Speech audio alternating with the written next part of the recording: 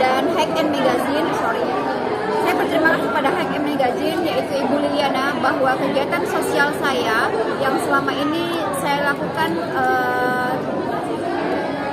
yang awalnya dari ratusan anak yatim hingga ribuan anak yatim bisa diapresiasi oleh Ibu, dan saya mendapatkan award ini. Saya sungguh merasa berterima kasih, dan ini adalah hal yang luar biasa, di mana ini memotivasi saya lagi untuk selalu berbuat kebaikan, untuk memotivasi orang-orang sekitar saya lebih bermanfaat lagi. Kalau boleh tahu sendiri dok, ini award yang keberapa yang dokter dapatkan? Kalau ini total award Indonesia ataupun luar negeri yang saya dapatkan adalah 140-an, kalau nggak salah. 145-an? Ya, 145 award ditambah ini. Kalau boleh tahu, award ini dokter berikan untuk siapa? Dedikasikan. Ini dedikasikan kepada anak-anak saya, bahwa nanti saat kalian dewasa, kalian harus terus memberikan atau meneruskan apa yang telah saya lakukan. Jadi kebiasaan bersedekah, kebiasaan berbagi harus kalian budayakan, sehingga ini bisa bermanfaat untuk orang banyak. Dok, kedepannya apa yang akan dilakukan dok? Tahun 2025? Kedepannya insya Allah 2025 ini saya masih disibukkan sebenarnya dengan kongres internasional, tetapi setiap tahun memang kita sudah selalu mempunyai waktu di mana saya harus bertemu dengan anak-anak yatim saya, yaitu biasanya kita kumpulkan pada saat Ramadan. Ya, mereka kita kumpulkan, kalau di Kalimantan Selatan sekitar 3.000 sampai 4.000 anak yatim. Oh, ini sekitar 5.000 diundang dok? Insya Allah Mbak, kalau hotelnya muat ya, karena di Kalimantan Selatan tidak ada hotel yang terlalu besar. Saya masih sangat ingin atau berminat mengundang Ustadz Adi, tetapi mengundang Ustadz agak susah ya. Saya ingin apa? Supaya tidak hanya anak yatim merasakan dakwaan beliau, tetapi orang sekitar juga. Saya ingin kayak 2025 bikin kayak takbir akbar demi kebaikan ya. Jadi itu kita gratiskan ya. Jadi tetapi saya masih agak kesulitan untuk mengundang Ustadz ya. Tuh dibantu tuh teman-teman. Tapi sempat sudah menghubungi Ustadz Hadi sendiri? Sudah Mas, tapi agak repot. Jadi repotnya adalah beliau itu harus jelas untuk apa, bagaimana, di mana ya. Sedangkan saya hanyalah, mohon maaf, masyarakat biasa yang tidak terlalu tidak mempunyai link atau bagaimana ya. Saya hanya manusia biasa yang dimana saya hanya ingin berkumpul dengan anak-anak yatim, ribuan anak-anak yatim saya, dan beliau mengisi hal yang spesial. Dok, bergerak di bidang sosial, ada kepuasan batin yang seperti apa sih dok yang mungkin dokter rasakan? Kedamaian, ketentraman, atau seperti apa dok? Happy.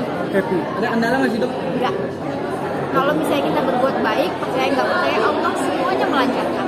Tanpa diminta, Allah yang ngasih semuanya itu dipermudah. Jadi hal-hal yang harusnya ini tinggal 2 minggu nih gimana, ternyata Allah yang mendatangkan mereka gitu. Jadi hal yang susah ternyata sama Allah dipermudah.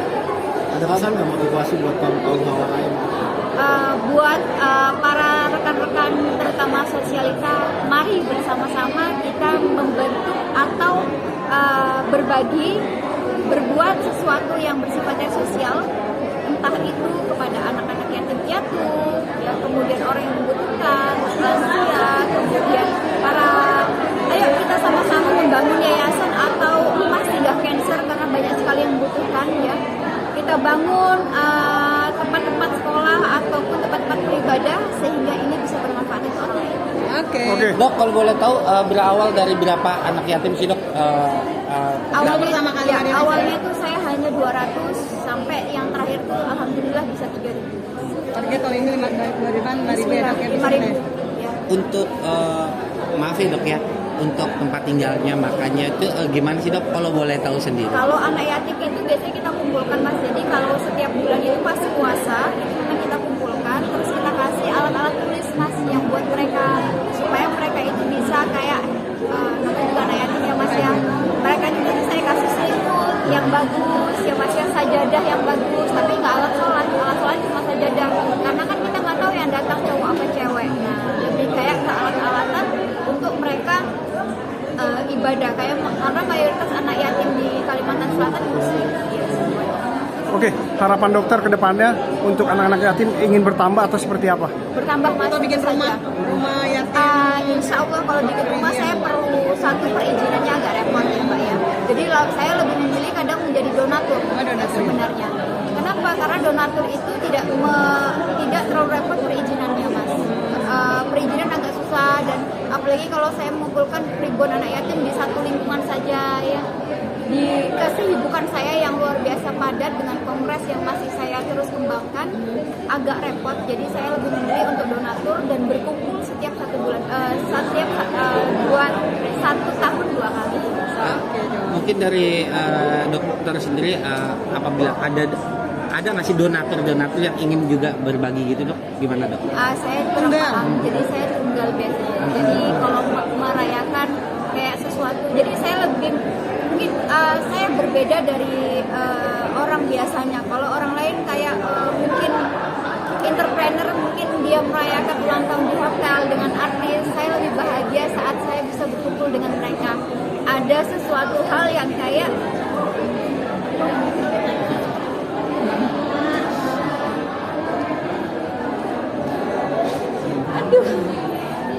Gak bisa ngomongin anak yatim nangis ya, Dok ya.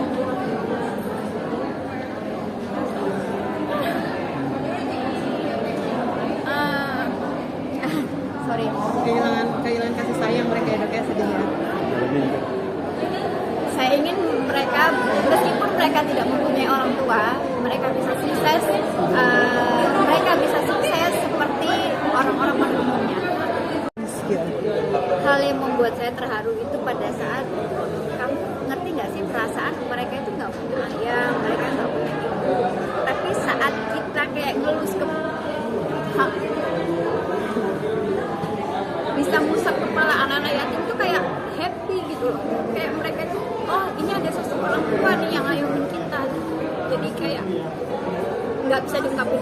Aku tuh kayak bahagia aja saat sebisa mungkin tuh, kalau semakin banyak tuh aku semakin bahagia gitu. Kalau memang ibaratnya muat tempatnya, muat eventnya gitu, it's okay gitu.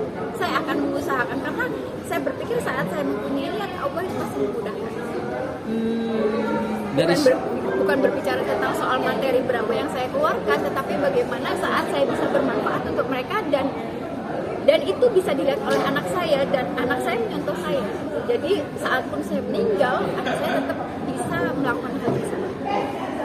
Dari sekian banyak anak yatim 3.000 gitu, dia pernah nggak sih, Dok, menceritakan aku kangen ibuku gitu ke dokter gitu, atau gimana? Dokter, sampai akhirnya dokter jadi pitang sedih. Yes. Jadi Nah, ada peristiwa apa gitu? mereka selalu bilang, mereka selalu happy Kak, saat saya undang. Dia udah tahu nih ada event kayak berapa bulan sekali gitu mereka datang, dan mereka selalu bilang, aku mau jadi kayak Ian, saya mau jadi kayak dokter gitu. Saya happy kalau diundang sama dokter. Nanti aku bisa nggak ya kalau misalnya dewasa kayak dokter, saya bisa nggak sih aku jadi dokter kayak dokter? Ya aku bilang bahwa yang penting kalian giat belajar, terus tidak usah takut, terus ya siapa aja bisa jadi dokter. Mereka kayak lebih kayak menginspirasi, kita harus lebih kayak menyemangati mereka sih Kak. Selain menyantuni anak yatim juga, mungkin dari salah satu anak yatim dokter yang dokternya sekarang sudah mungkin bekerja di mana gitu, apakah sudah? Saya itu menjadi beberapa ya Mas, jadi saya nggak fokus pada satu panti saja, jadi saya beberapa, jadi saya tidak, misalnya panti itu butuh apa, nah itu yang saya, jadi lebih ke situ ya. Jadi saya tidak fokus misalnya anak si A, B, C, tidak, jadi saya lebih ke menyeluruh, nah seperti itu. Kebutuhannya itu mereka ya. Jadi beberapa panti kita donaturi, mereka butuh apa, atau misalnya ada kegiatan apa, ya kalau memang bisa dikumpulkan. Selama dokter menyantuni mereka beberapa tahun terakhir, dari 200 sampai akhirnya 3.000, pernah ada gak kejadian yang sampai benar-benar menyentuh yang dilakukan sama anak yatim itu ke dokter? Meluk ya, kayak dia kayak kangen sama ibunya nih. Dan itu kayak anaknya 3 tahun ya saya kan punya anak juga sekecil itu gitu, kayak kok kasihan gitu. Jadi kalau misalnya belum punya anak ambil gitu kan ya, tapi anakku udah cowok semua, sedangkan yang aku cowok juga, masa cowok semuanya gitu kan. Jadi kayak ada keinginan kadang itu merawat mereka yang masih kecil-kecil gitu, kayak pengen sih kan nanti suatu saat pengen bikin rumah yatim sendiri gitu, benar-benar difasilitasi di sana gitu, nah kayak gitu sih. Termotivasinya kayak gitu, kadang soalnya mereka kan ya mungkin kalau terlalu banyak ya anaknya, mungkin ada beberapa anak yang tidak terawat, kasihan. Dok, selain mungkin membantu anak-anak yatim, ingin nggak sih mungkin untuk pendidikannya menyekolahkan atau seperti apa membantu untuk pendidikan Jadi mereka? orang tua asuh mereka gitu. Iya. Ingin sekali, tetapi sampai detik ini belum ada, artinya belum ada statement ya yang mereka misalnya mau diadopsi atau bagaimana, atau belum ada statement. Beberapa panti itu lebih kayak menyeluruh Mas. Mereka ingin donaturnya itu kayak melengkapi fasilitasnya, karena sekarang kan kayak sekolah negeri gratis ya, kayak jadi mereka lebih ke kayak fasilitas kesehatannya, kesehatan mereka, kebutuhan mereka di panti seperti itu. Karena kan sekarang sekolah banyak beasiswa gratis, SMP negeri gratis, SMA juga gratis. Apa yang dokter ajarkan ke anak-anak tentang anak yatim, anak panti ke anak-anak? Ke anak saya selalu bilang bahwa tidak ada yang lebih besar. Artinya itu kenapa sih mereka bertanya kepada saya, kenapa sih mami kok doyan banget ini, maksudnya itu ngibulin anak yatim, sedekah.